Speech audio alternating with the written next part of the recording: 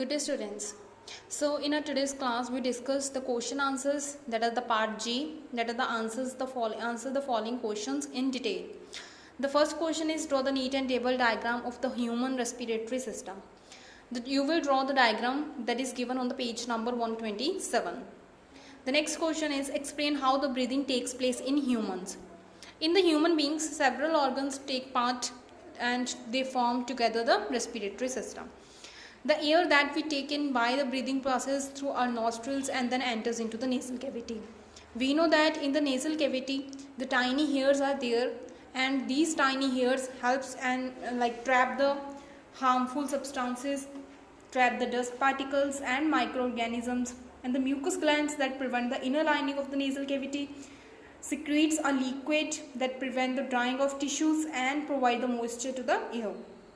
Then air goes into the nasal cavity and then it goes into the pharynx and then enters the trachea. Pharynx is the passage that leads to both the trachea and the esophagus. Esophagus is, we know that is food pipe. Trachea divides into two bronchi and each bronchus leads into two lungs. Means the two lungs are connected to two bronchus. So lungs are the main organs of the respiration. They are spongy sac-like structures and are richly supplied with blood vessels. Inside the lungs, each bronchus branches into smaller and thinner tubes called bronchioles. So bronchioles end in a tiny thin-walled air sacs called alveoli.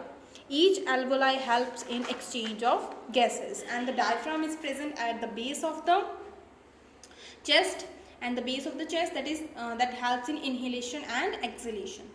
The next question is describe how the exchange of gases takes place in the alveoli. So we know that in the alveoli diffusion takes place, and what is diffusion? The movement of the particles from a region of high concentration to a region of low concentration is called diffusion. As the amount of carbon dioxide in the blood is greater than the air of the alveoli, the carbon dioxide diffuses from the blood into the air of alveoli. It is sent out of the body with the exhaled air.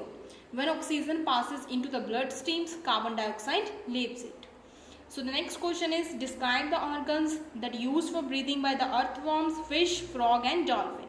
Earthworms use their moist and slimy surface for breathing. Aquatic animal like fish use gills, and gills are found on the either sides of their mouth and are covered by flaps. The frogs use lungs when they are on surface, and they use their moist skin when they are in water. The next is dolphin. Dolphin breathe using their lungs. The next question is the difference between the external and the internal respiration. So the internal respiration is a biochemical process, that is a breakdown of glucose with the help of oxygen, and the carbon dioxide and water is formed and large amount of energy is released. In the case of external respiration, that is a physical process involving the exchange of gases by inhalation and exhalation. So वो क्या होता है? Exchange of gases. And in the internal respiration ये क्या होता है? Biochemical process. Biochemical process means the breakdown of glucose with the help of oxygen. So जो internal respiration है, that is a intracellular respiration, or you can say intracellular process. The external respiration is an extracellular process. It means that takes place outside the cells.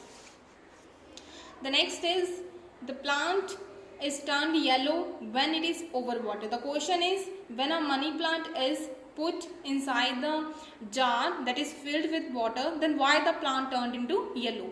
The plant turned into yellow color due to overwatered. Due to the overwatered, soil doesn't drain well, and thus the soil becomes water lost, and without the oxygen means the root system literally drawn, and without the oxygen the roots start to die. So the next question is sprinting is done for a short interval of time. Why?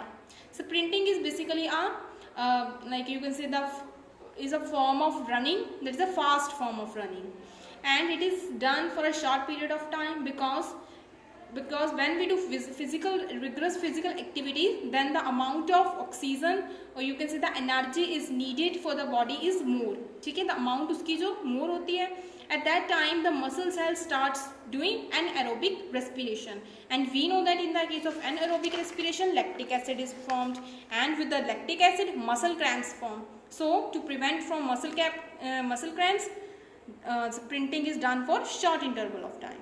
Thank you.